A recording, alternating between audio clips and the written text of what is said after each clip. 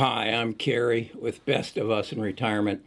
This video I'm going to share with you here today was actually shot in March of 2020. I had just gotten back from a conference in San Diego for the social media marketing. And I had an experience there that truly moved me. And I came home and shot this video, and it's one of my favorite videos because I think it speaks to who I am and who I want to be and who I could have been, might have been.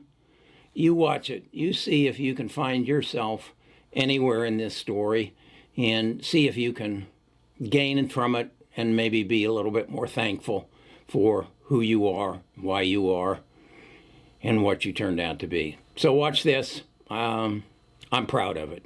I live in Alabama. To be specific, I live in Mountain Brook, Alabama. Mountain Brook is the wealthiest community in the state of Alabama. Has the best school systems, and we live in a beautiful home. Had reason this last week because of the social media conference held in San Diego to be in San Diego. Stayed at the Hyatt Hotel, but I forgot my deodorant.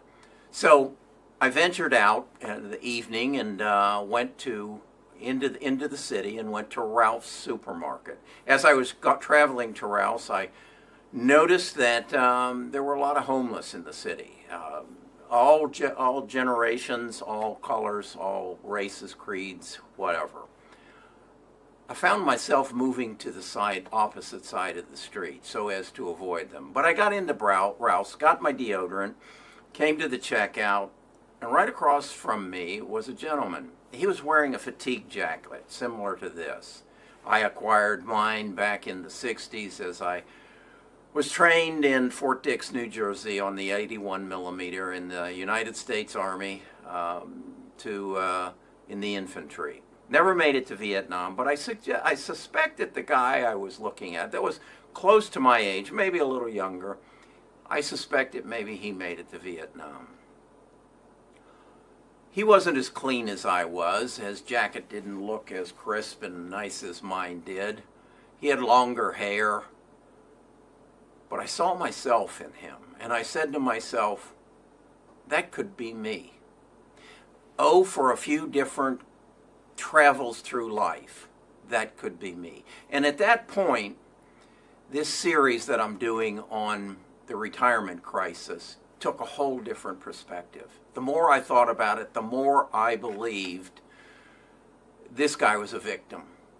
So I created a story and what might have been and how I might have fit into that story, how I might have been that guy there at Ralph's, how I got a job after I graduated from college and worked for Purex and worked my way up and we bought a house and we were living well, and I had a 401k and I had an IRA, and then the dot-com bubble came and most of it went away.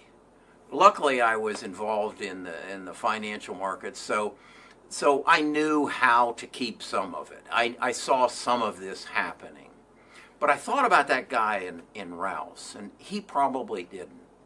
So he probably, like me, was married with 2 children, and he lost most of his IRA. But they got back on their feet, and they worked hard. The 2 of them worked hard, and they bought a house, and they started making some payments.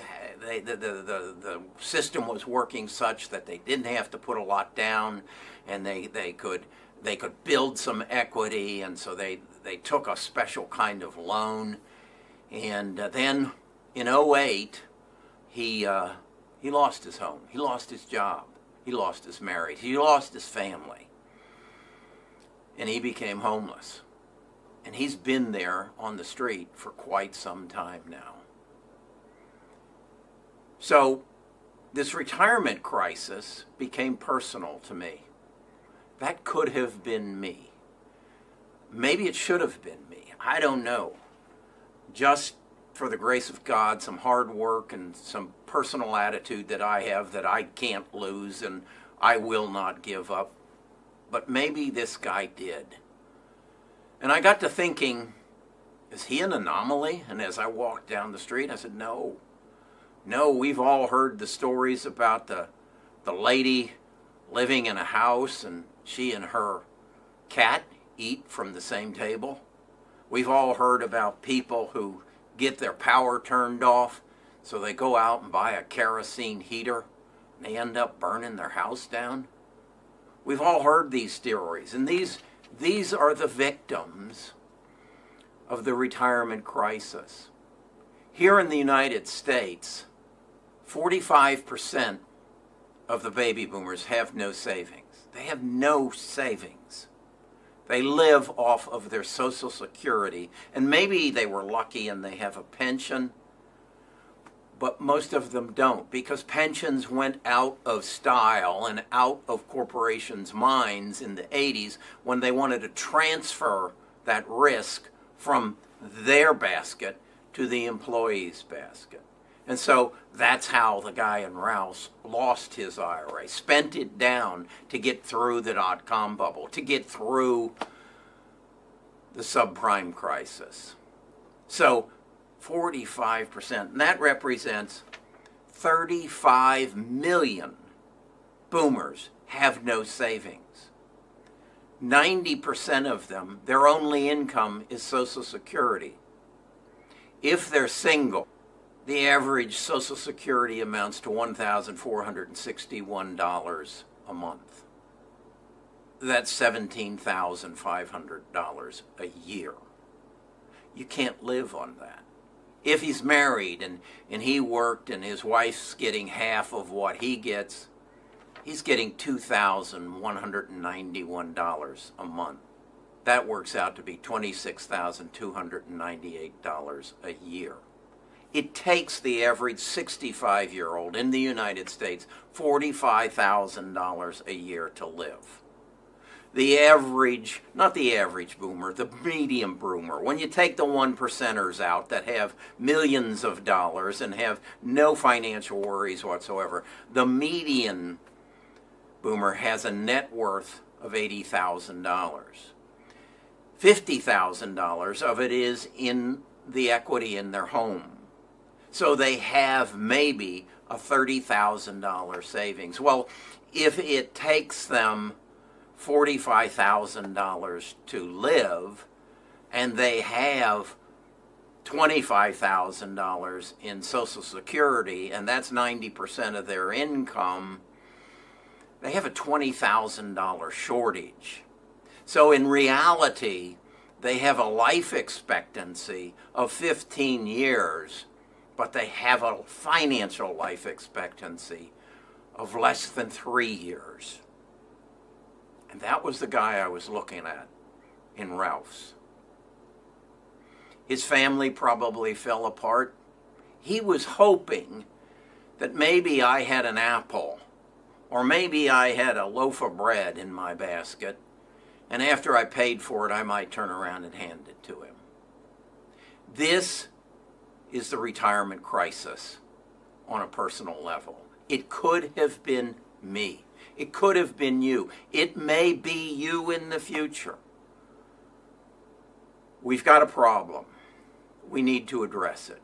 These people are victims of our system. But this is what the true retirement crisis is all about. The other side of the crisis is that we don't have anything in place to stop this. In fact, we are making it worse. To the other 55% of the boomers who we've made pension promises to, we have pension, state, federal obligations. We don't have the money to pay them, so we will print more money. We will put our great-grandchildren further and further in debt. To all of the baby boomers, and then the Generation X's following them, we have a Social Security crisis. We don't have the funds to fulfill our obligations. But yet we will print more money. The other side of it I got to thinking about is my wife's parents, Virgil and Pauline.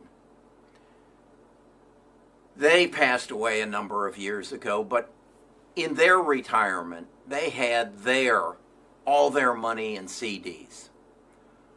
And they were making somewhere between 5 and 7% on their CDs. Today, that's not an option.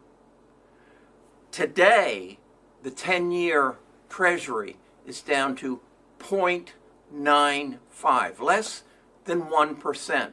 So a CD is paying less than 1%.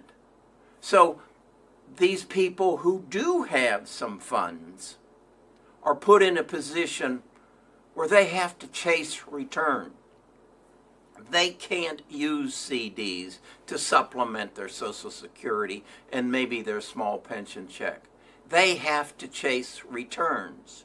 They have to compete with the algorithms of the hedge funds who are moving this market up and down. They have gone through the last week as a result of the virus crisis and seen their savings go up and down on a daily basis and putting them into panic. They don't have the option of CDs.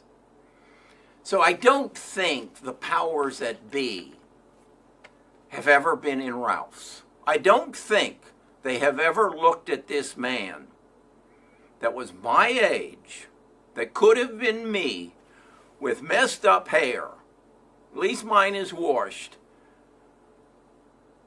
that gave part of his life to his country, and then the cards that he was dealt are just not what he thought it was going to be. We need to rethink this.